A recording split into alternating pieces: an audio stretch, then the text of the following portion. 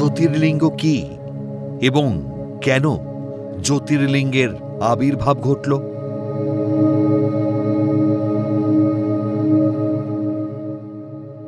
জ্যোতির্লিঙ্গ হল হিন্দু ধর্মের 12টি পবিত্র শিব মন্দির, যা ভগবান শিব 12টি ভিন্ন ভিন্ন রূপে পূজিত হন। এই মন্দিরগুলি ভারতের বিভিন্ন প্রান্তে ছড়িয়ে আছে এবং প্রতিটি মন্দিরের নিজস্ব ঐতিহাসিক ও পৌরাণিক গুরুত্ব রয়েছে। কিন্তু কেন জ্যোতির্লিঙ্গের আবির্ভাব ঘটল? আজ জানাবো সেই ইতিহাস। শিব পুরাণের একটি বিশেষ কিংবদন্তি অনুসারে একবার ব্রহ্মা সৃষ্টির কর্তা এবং বিষ্ণু রক্ষাকর্তা, মহেশ্বর পালনকর্তা, তাদের মধ্যে শ্রেষ্ঠ কে তাই নিয়ে তর্ক হচ্ছিল।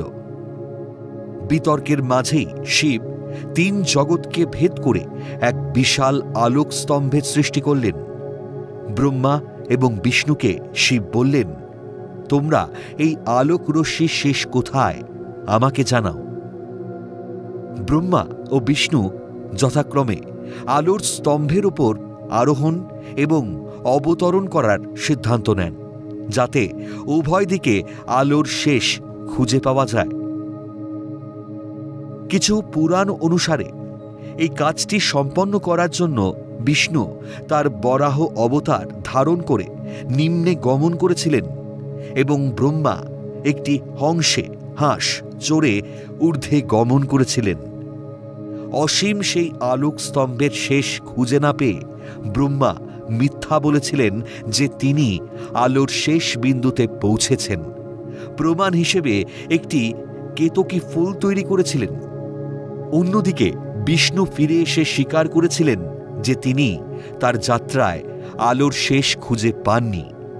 অন্তর্যামী শিব সব বুঝতে পারলেন এবং ব্রহ্মার এই অসততার জন্য শিব ভীষণ ক্রুদ্ধ হলেন, যার ফলে তিনি সৃষ্টিকর্তা ব্রহ্মাকে অভিশাপ দিয়েছিলেন যে ধরাধামে তার কোনো পূজা করা হবে না। এই জন্যই মর্তে ব্রহ্মার কোনো মন্দির ও পূজার প্রচলন নেই। শ্রীবিষ্ণুর সততায় শিব মুগ্ধ হলেন ও তিনি ঘোষণা করেছিলেন যে বিষ্ণুর তার এই সততার জন্য চিরকাল নগরবাসীর দ্বারা পূজিত হবেন। এরপর শিব তার নিজের 12টি উজ্জ্বল জ্যোতির প্রকাশ ঘটিয়েছিলেন ভারতের 12টি প্রান্তে। এইগুলি হল দ্বাদশ জ্যোতির্লিঙ্গ। মন্দিরগুলিকে জ্যোতির্লিঙ্গ মন্দির হিসেবে বিবেচনা করা হয়, যেখানে শিব একটি অগ্নিময় স্তম্ভ হিসেবে আবির্ভূত হয়েছিলেন। হিন্দু বিশ্বাস অনুযায়ী এই দ্বাদশ জ্যোতির্লিঙ্গগুলি পৃথিবীর ভিত্তি ও স্থায়িত্বের জন্য গুরুত্বপূর্ণ। এগুলি শিবের আশীর্বাদে পৃথিবীর ভারসাম্য রক্ষা করে। এই মন্দিরগুলি ভক্তদের জন্য আধ্যাত্মিক পথপ্রদর্শক হিসেবে কাজ করে।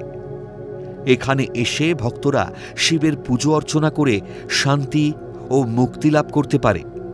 যদিও পুরাণে শিবের 64টি জ্যোতির্লিঙ্গ রূপের উল্লেখ আছে, কিন্তু এই 12টি জ্যোতির্লিঙ্গকে বিশেষভাবে পবিত্র ও গুরুত্বপূর্ণ মনে করা হয়।